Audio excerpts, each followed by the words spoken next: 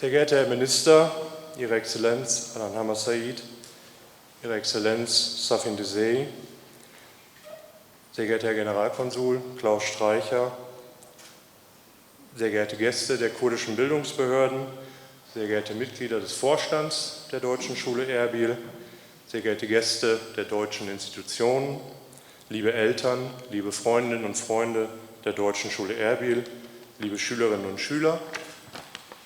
Ich darf Sie heute als Schulleiter gemeinsam mit meiner Stellvertreterin Melia Samara im Namen der gesamten Schulgemeinschaft sehr herzlich an der Deutschen Schule Erbil begrüßen. Reisdaran, Entschuldigung. Bares Safin Desey, Reisdar Konsuli Gishti Almani Klaus Streicher, Bares Alan Hammer-Said, Waziri Parwarde Hukumati Haremi Kurdistan, Barezan میوانانی بەڕێز لە حکومەتی هەرێمی کوردستان لە وەزارەتەکان ئیشراف هەروەها مدیریەتەکانی وەزارەتی پەروەردەی هەرێمی کوردستان هەمویان، ڕێزداران میوانانی بەڕێز لە خوێندنی باڵا لە زانکۆکان، بەڕێزان میوانانی ترمان کە هاتوونەتە ئێرە ئەرکیان کێشاوە، بەڕێزان دەستەی باڵای کۆمەڵی قوتابخانەی ئەڵمانی هەولێر، هەموو دایک و باوکان، خۆشەویستان، قوتابیان، هاوڕێیانمان بەخێر بێن سەرچاو.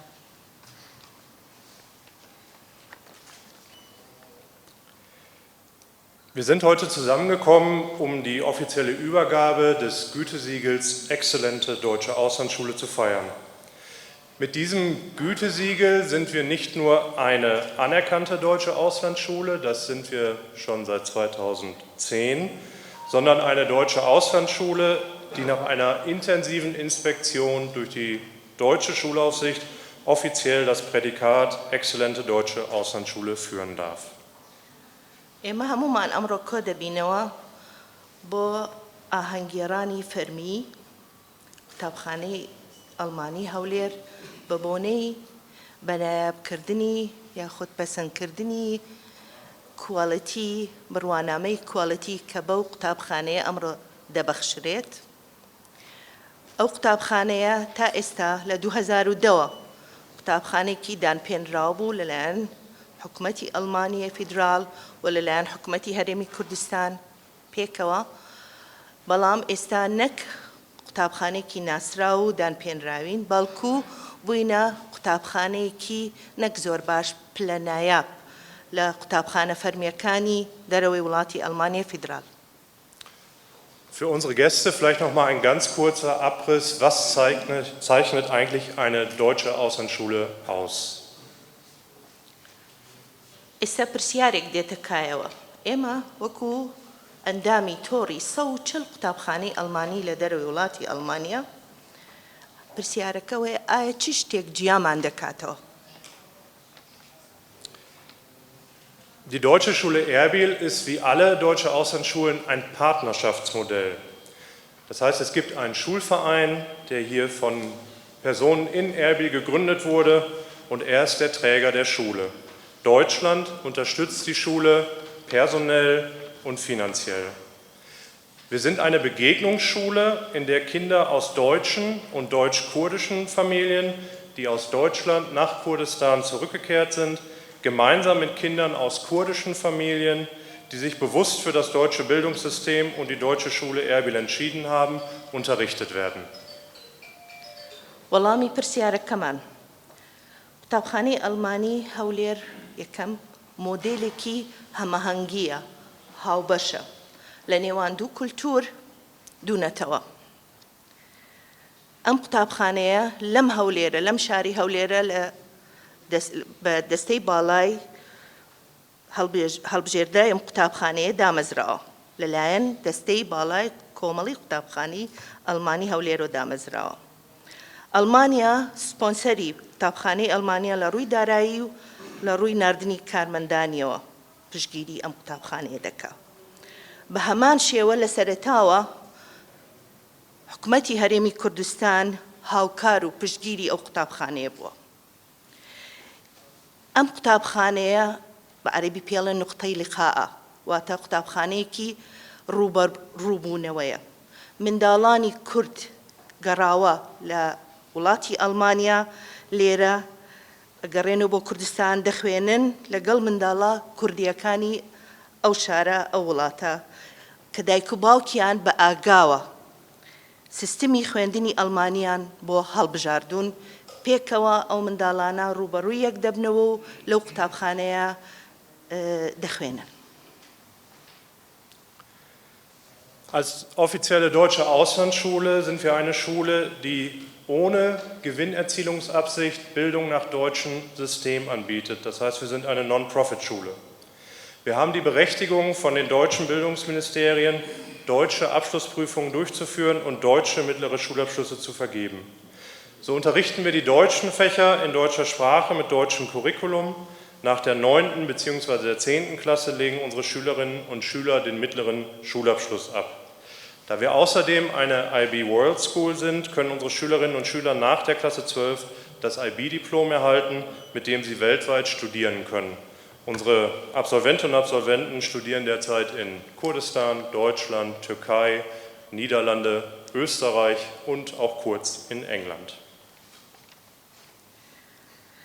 وەک قوتابخانەیەکی فەرمی ئەڵمانی لە دەرەوەی وڵاتی ئەڵمانیا، قوتابخانەیەکین بە سیستمی ئەڵمانیا پەروەردە پێشکەش دەکەین بەبێ ئەوەی مەبەستی قانزاچکردنمان هەبێ لەو بابەتەیە.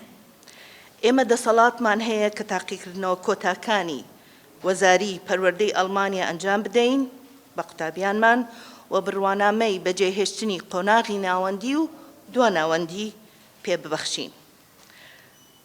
بابەتەکانی وانە ئەڵمانیەکان بە زمانی ئەڵمانی دەوترێتەوە بۆ منهەجی یاخود کورکولای ئەڵمانیا.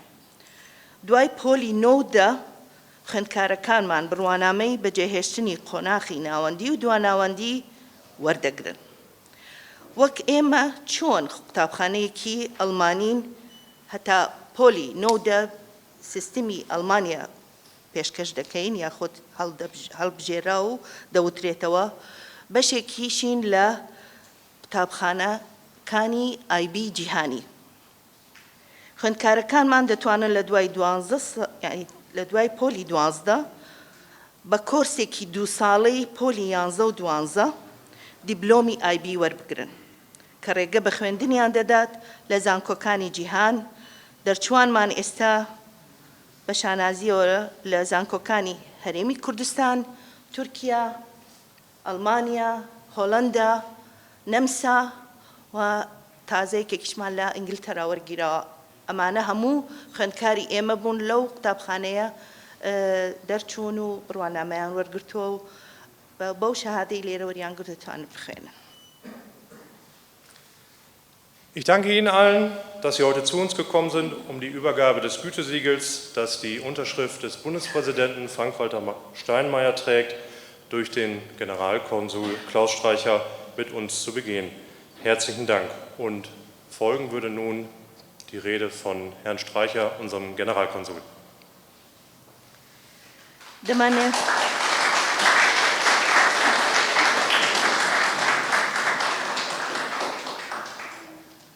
دەمانەوێت سوپاس و پێزانینی خۆمان بۆ هەر یەک لە بەڕێستان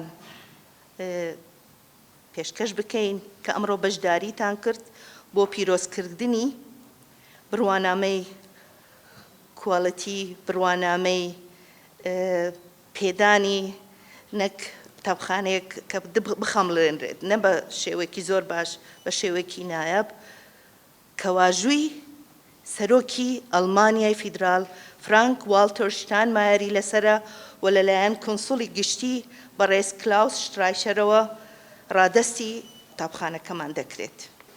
Guten Morgen, verehrte Gäste. Ich freue mich sehr, dass ich heute diesen besonderen Tag mit Ihnen feiern darf. بانیتان باش میوانانی عزیز و بەڕێز من زۆر خۆشحاڵم بەوەی کە ئەمڕۆ لێرە ڕۆژێکی تایبەت ئان دەگێڕین.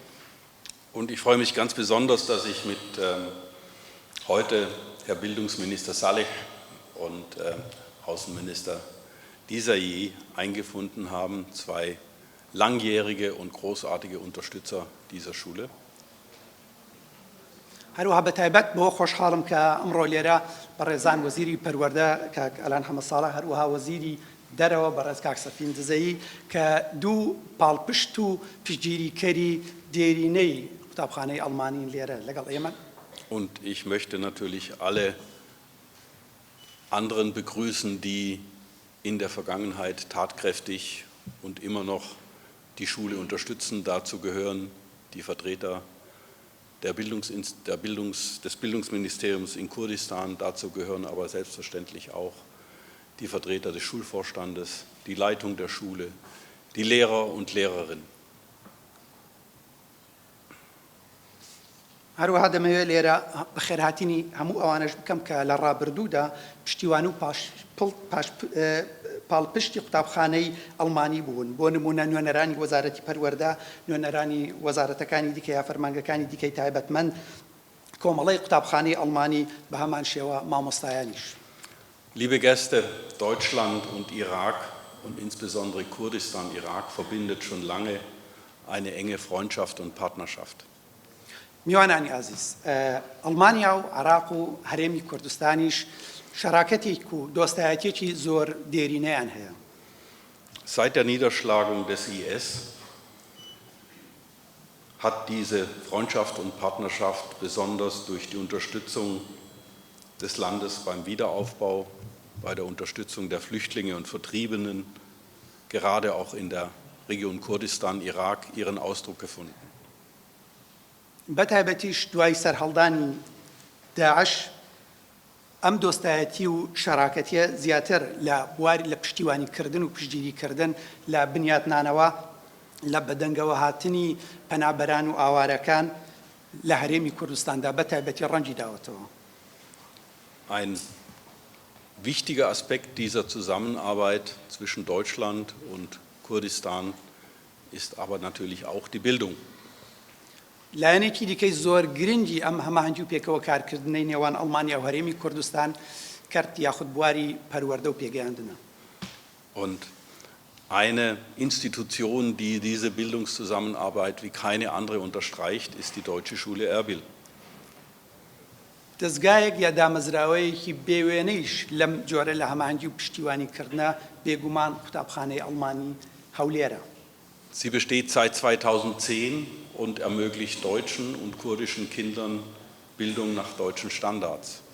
لە ساڵی 2010 ئەم قوتابخانە هەیە مناڵانی خێزانی کوردی و هەروە خێزانی ئەڵمانیش بە سیستەم یاخود بە شێوازی خوێندنی ئەڵمانی پەروەردە دەکات و پێدەگەێنێت.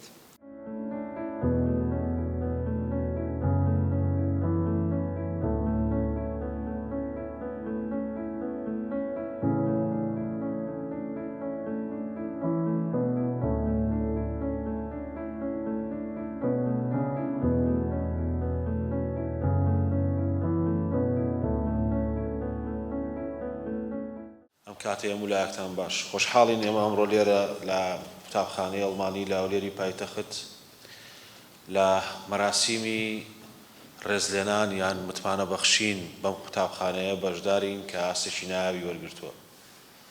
پەیوەندیەکانی نێوان ئەڵمانیا و هەرێمی کوردستان پەیوەندی فرەلایەنن. بەشێک لەو لایەنانە لە بواری پەروەردەیی و کلتوریە. ئەمەش ئەگەڕێتەوە بۆ بایەخی هەردوو لە حکوومەتی هەرێمی کوردستان ئەوەی کە پێویست بووە بۆ سەرخستنی بەردەوامبوونی قوتابخانەی ئەڵمانی لە هەولێری پایتەخت هەموو ڕێکارەکانی گرتووەتە بەر و کاری پێویستی ئەنجام داوە.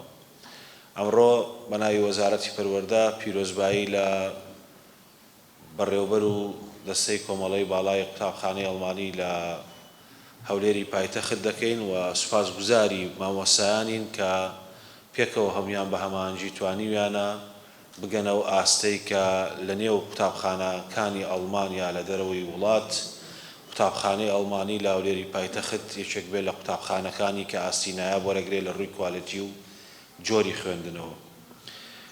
وەکو وەزارەتی پەروەردە لێرە بەڵێنی بەردەوامبوونی پشگیری قوتابخانەی ئەڵمانی لە هەولێری پایتەخت دەدەین و کارەکانمان تەنها لە چوارچێوەی ئەم قوتابخانەیە سنووردار نەبووە، بەڵکو ئێستا پرۆژەکانمان بۆ بایەخدان بە پەیوەندیە کلتوریەکان پەرەی سەندووە.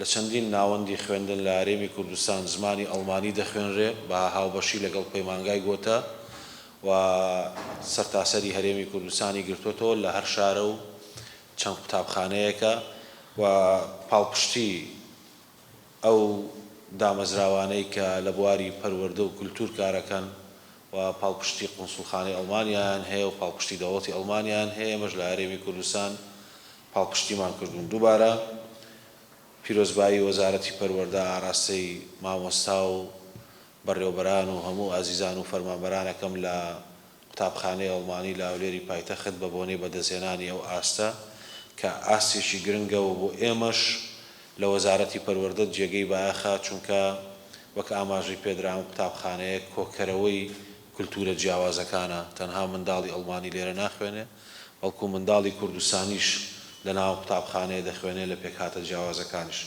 دووبارە پیرۆز بێت.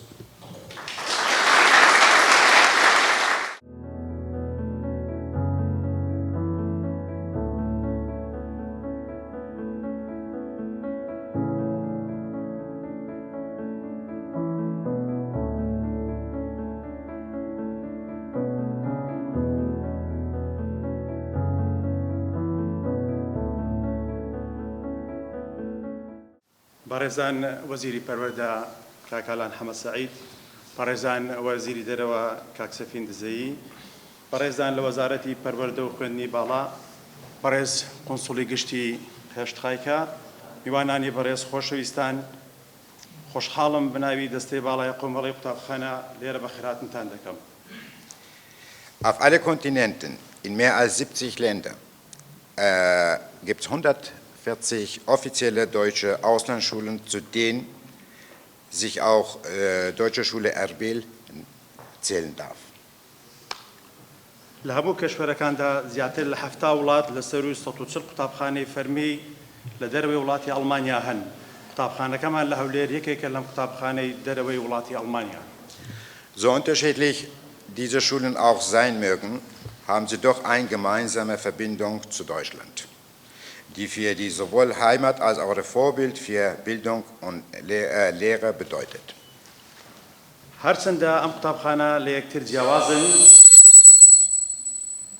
بەڵام هاوبەشێکیان هەیە، ئەویش پەیوەندیانە بە وڵاتی ئەڵمانیەوە کە ئەم وڵاتە هەم شوێنی زێدی قوتابیانە و هەم نمونەیە بۆیان لە بواری پەروەردە و ڕاهێنان و وانەوتنەوەدا.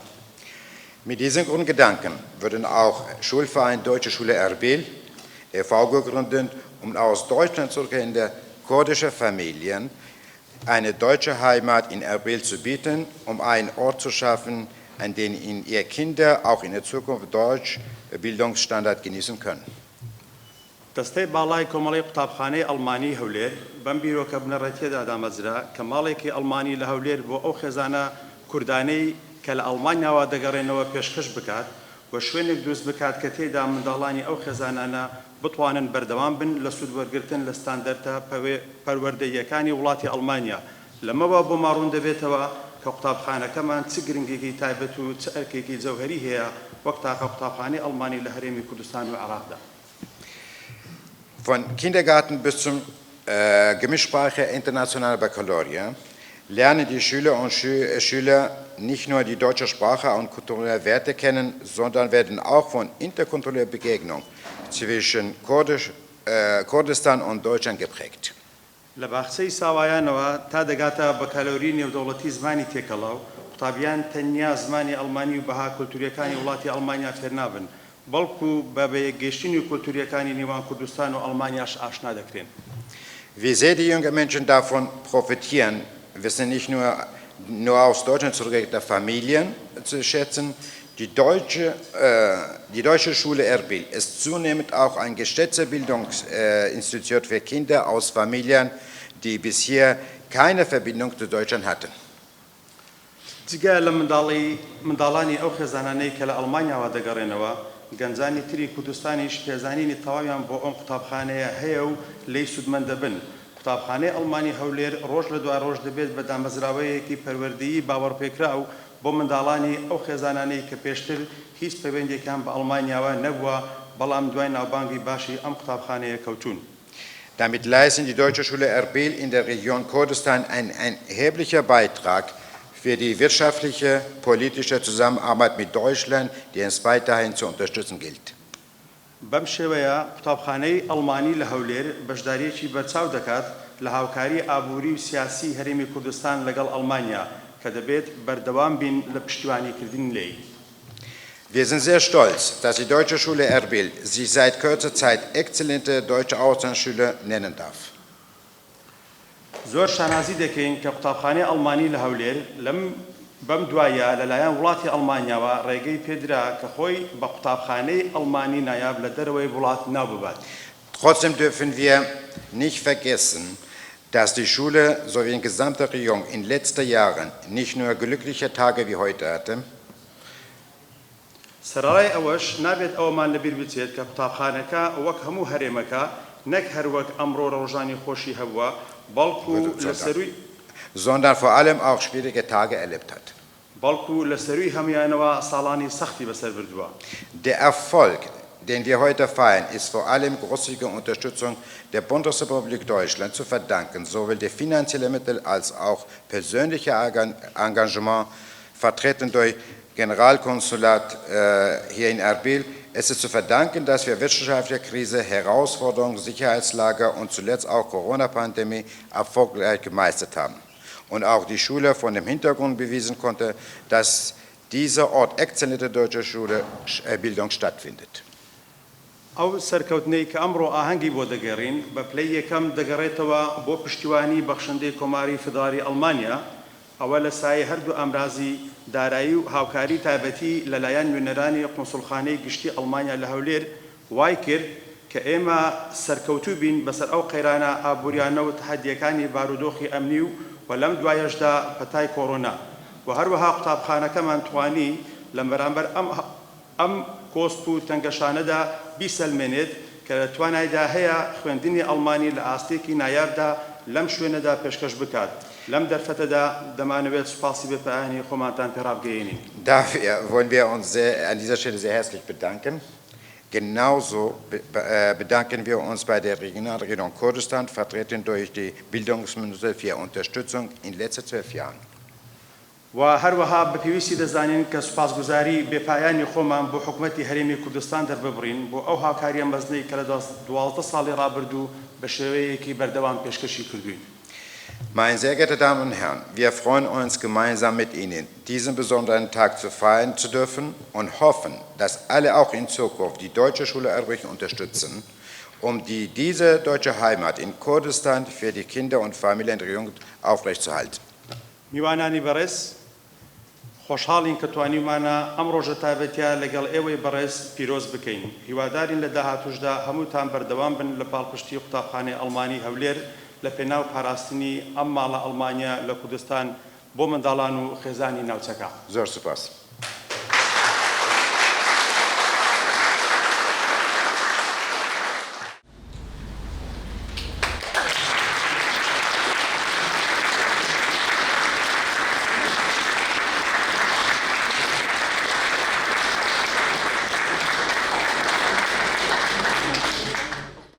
ئەمڕۆ ڕۆژێکی زۆر تایبەت بوو بۆ قوتابخانەکەمان بۆ منداڵانی گەڕاوی ئەڵمانیا و وڵاتەکانی کە بە ئەڵمانی دەخوێنن و هەروەها بۆ هەرێمی کوردستان بە تایبەتیش لەم شارەیە